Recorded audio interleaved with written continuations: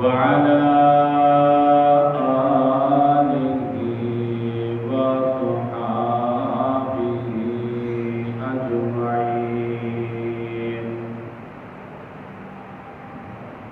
أما بعد فأعوذ بالله من الشيطان الرجيم. بسم الله الرحمن الرحيم.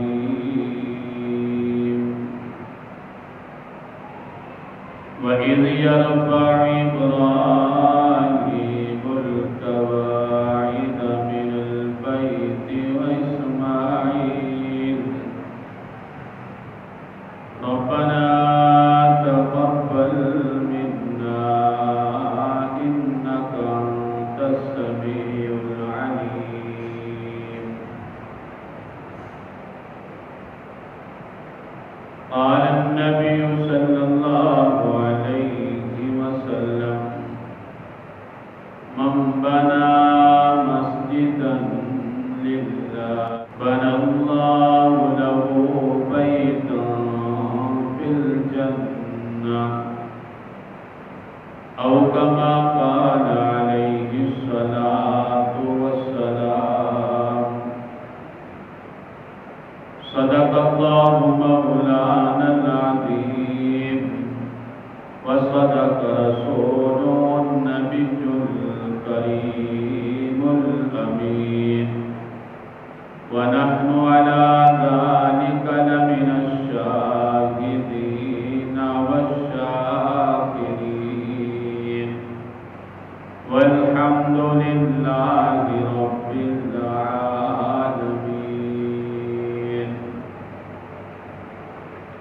رب اشرح لي صدري ويسر لي أمري واحلل عقدة من لساني يفقهوا قولي. يا معلم آدم علمني، يا مفهم سليمان فهمني. محبت رب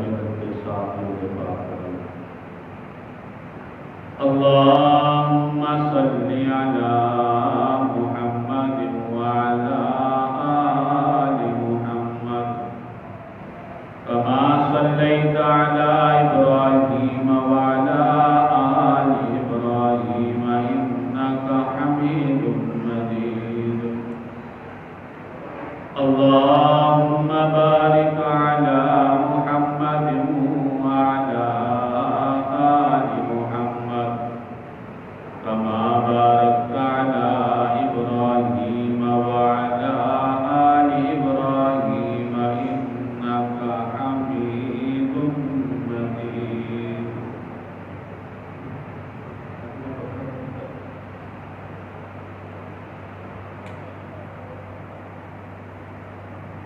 ہر قسم کی حمد و ثنا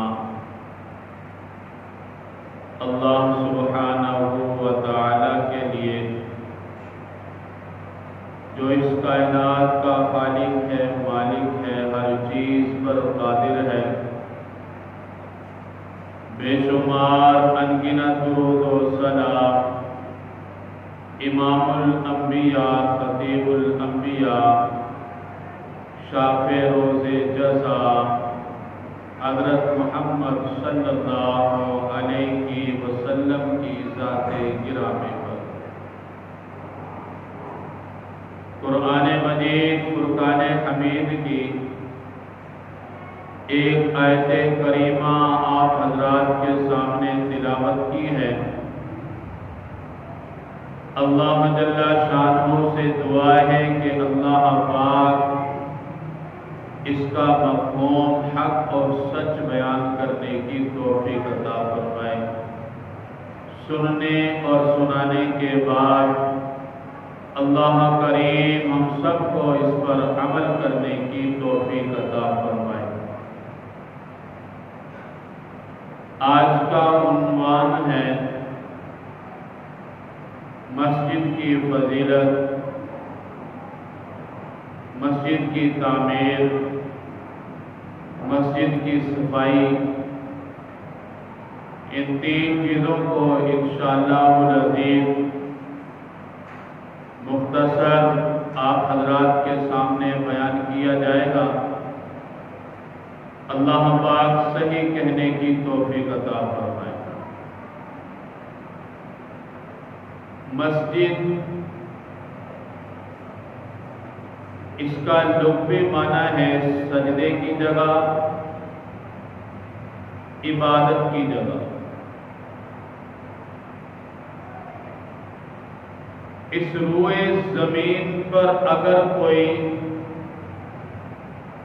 مقدس ترین جگہ ہے تو یہ اللہ کی مسجدیں ہیں۔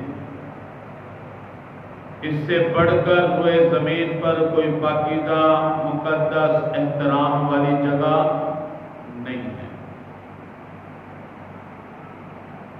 نبی پاک صلی اللہ علیہ وسلم مکہ سے مدینہ کی طرف ہجرت کے لیے روانہ ہوئے تو آپ نے مدینہ میں پہنچنے سے پہلے اسلام کی سب سے پہلی مسجد، مسجد تقویٰ، جس کو مسجد قباء کہا جاتا ہے، اس کی تعمیر فرمائی۔ اور اللہ پاک نے اس مسجد کا ذکر اپنی کتاب میں بیان فرمایا، لَمَسْجِدٌ أُسِّسَ عَلَى التَّقْوَى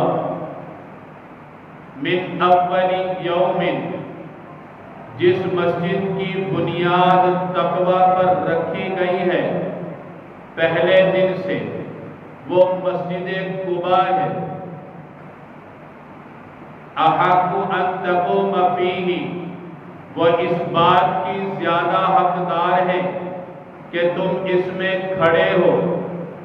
فِيهِ رِجَالٌ يُحِبُّونَ أَن يَتَطَهَّرُوا وَاللَّهُ يُحِبُّ الْمُتَطَهِّرِينَ، اس میں ایسے لوگ موجود ہیں جو صفائی کو، ستھرائی کو پسند کرتے ہیں۔ وَاللَّهُ يُحِبُّ الْمُتَطَهِّرِينَ، اللہ پاک نے بیان فرمایا کہ میں بھی ایسی ذات ہوں جو صفائی اور ستھرائی کو پسند کرتی ہے۔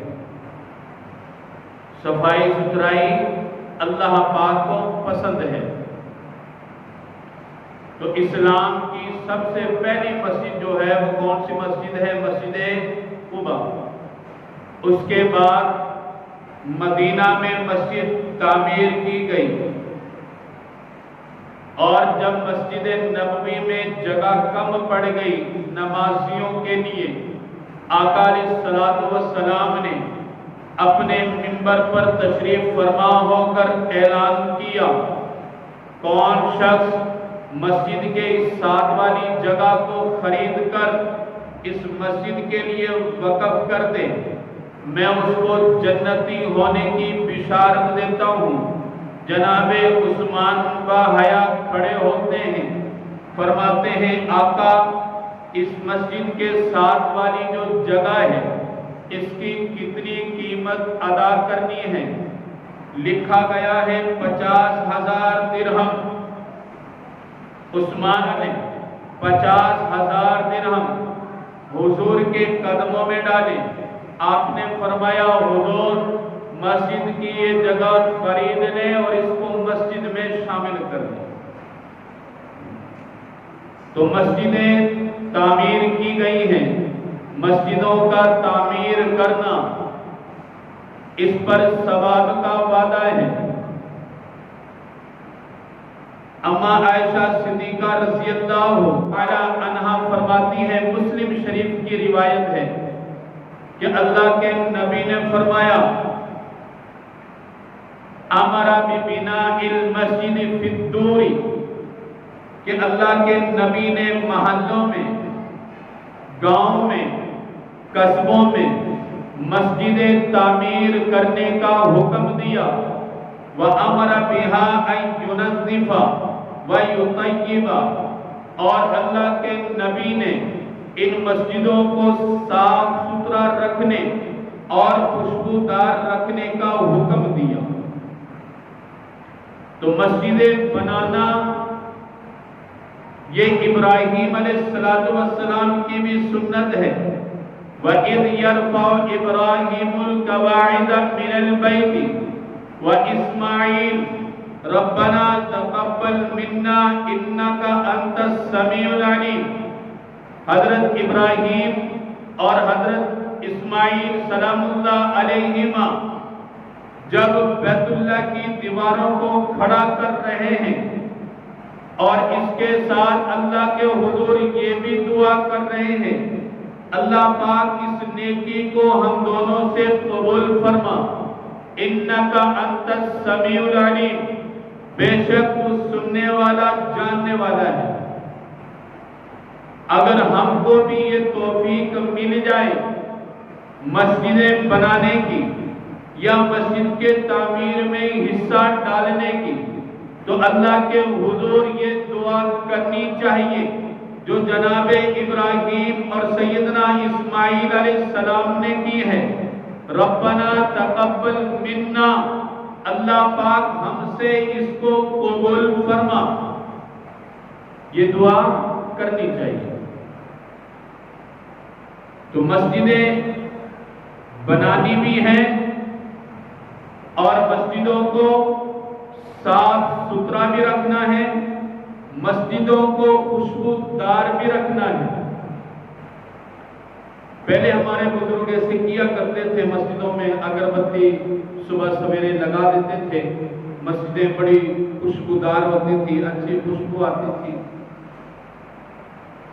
تو اس کا اہتمام کرنا چاہیے۔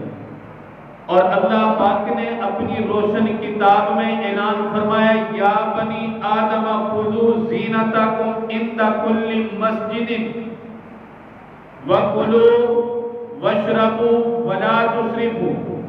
اللہ پاک فرماتے ہیں، اے آدم کی اولاد، جب تم مسجد میں جاؤ بن سور کر جاؤ، صاف ستھرے بن کر جاؤ، خوشبودار اپنا جسم بنا کر جاؤ، وَكُلُوا وَاشْرَبُوا، اور کھاؤ پیو، وَلَا تُسْرِفُوا، اسراف نہ کرو، ضائع نہ کرو، فضول خرچی نہ کرو۔ اللہ پاک اسراف کو پسند نہیں فرماتے۔ یہ اسراف کھانے میں نہیں، ہر چیز میں۔ آپ وضو کر رہے ہیں تو وہاں بھی پانی ضائع نہ کریں، پانی کا ضائع کرنا یہ اسراف ہے، اس کو اللہ پاک پسند نہیں فرماتے۔ مسجد میں آئے، جتنی ضرورت ہے لائٹیں جلانے کی، پنکھا چلانے کی، اتنے ہی چلائیں۔ اس سے زیادہ اگر آپ چلاتے ہیں تو یہ اسراف ہے، اسراف کو اللہ پاک پسند نہیں فرماتے۔ ان چیزوں کا خیال رکھنا چاہیے۔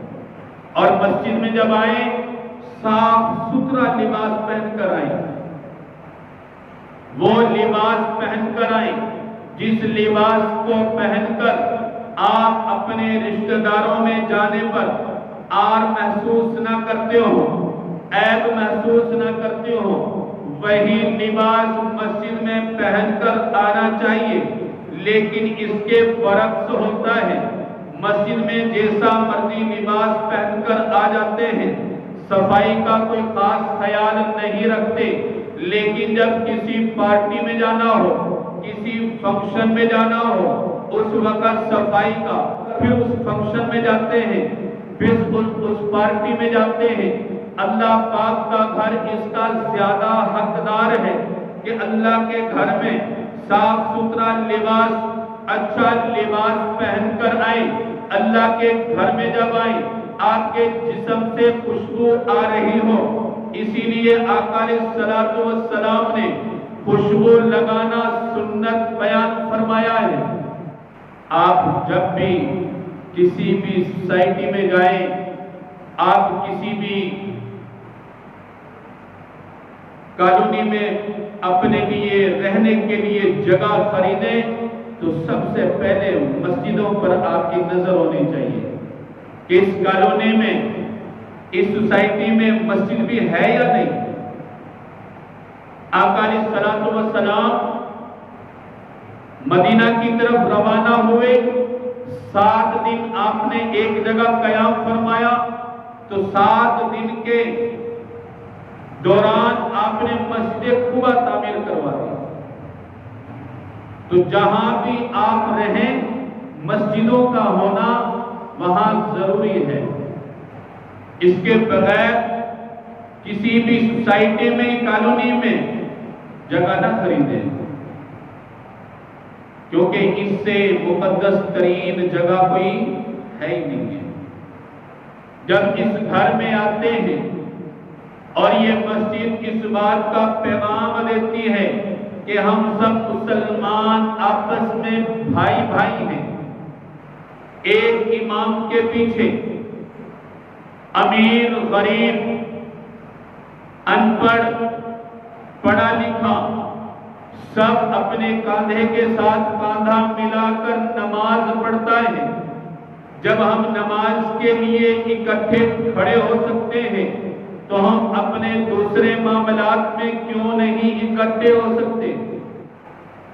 حضرت ابو ہریرہ رضی اللہ تعالیٰ عنہ اس حدیث کے راوی ہیں، اور یہ حدیث پاک ترمذی شریف ان میں یہ حدیث پاک موجود ہے۔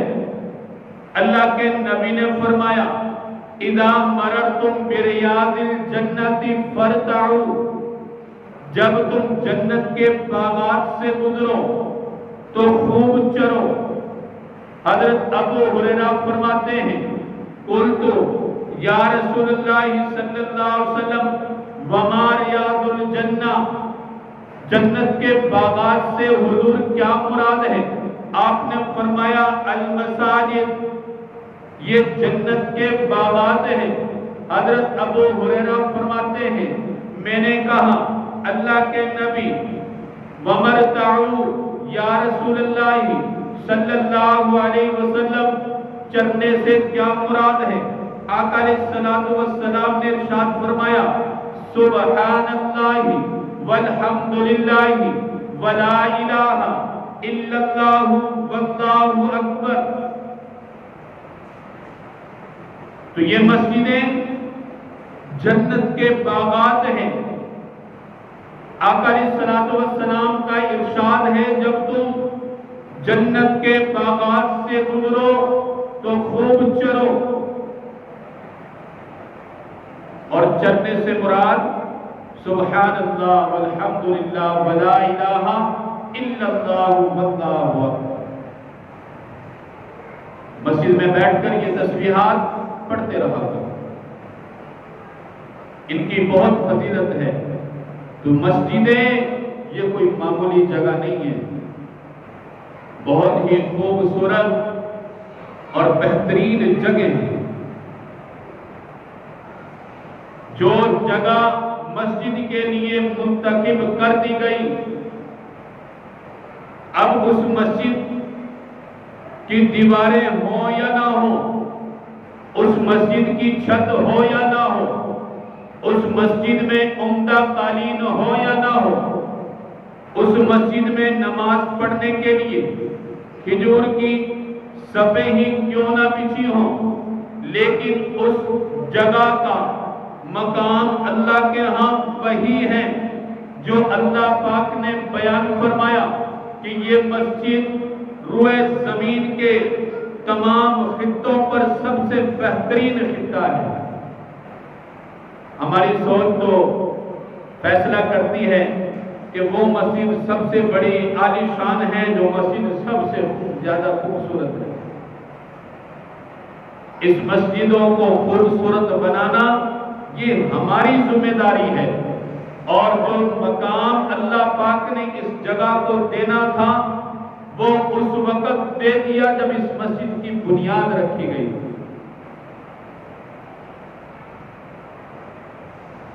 تو مسجدوں کا تعمیر کرنا اپنے لیے باعث ثواب سمجھے۔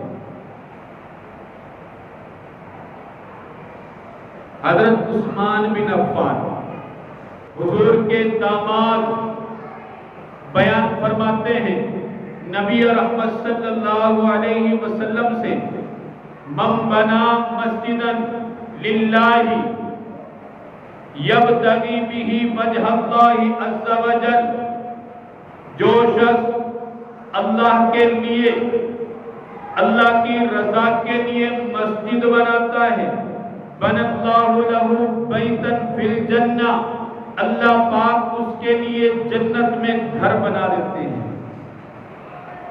یہاں مسجد بناؤ، مسجد میں اپنا حصہ ڈالو اور جنت میں اپنا گھر وصول کرو۔ تو جنت کا حاصل کرنا کوئی مشکل نہیں ہے۔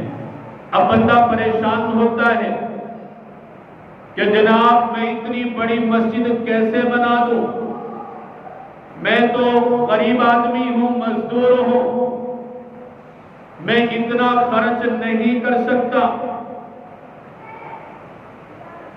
تو اللہ کے نبی نے اس میں گنجائش دی ہے، مسجد امیر بنائے غریب بنائے، مسجد میں حصہ زیادہ ڈالا جائے تھوڑا ڈالا جائے۔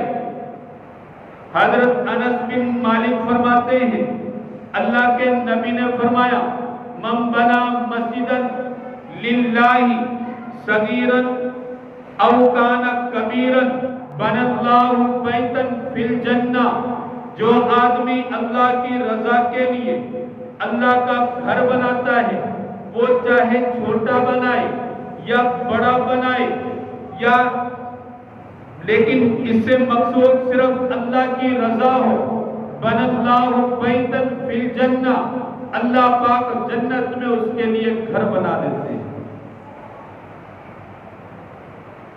اس سے بھی غریب اللہ کے نبی نے کتنی گنجائشیں بندہ کے لیے چھوڑی ہیں کہ ضروری نہیں کہ مالدار ہی حصہ ڈال سکتا ہے تو تب ہی گھر بنے گا، اس سے درمیانہ درجے کا۔ اللہ کے نبی نے یہ بھی بیان فرمایا جو مزدور آدمی ہے، مزدور آدمی، حضرت جابر بن عبداللہ رضی اللہ تعالیٰ اس حدیث کے راوی ہیں، ابن ماجہ میں یہ حدیث پاک موجود ہے۔ اللہ کے نبی نے فرمایا من بنا مسجدا للہ کمفحص قطعۃ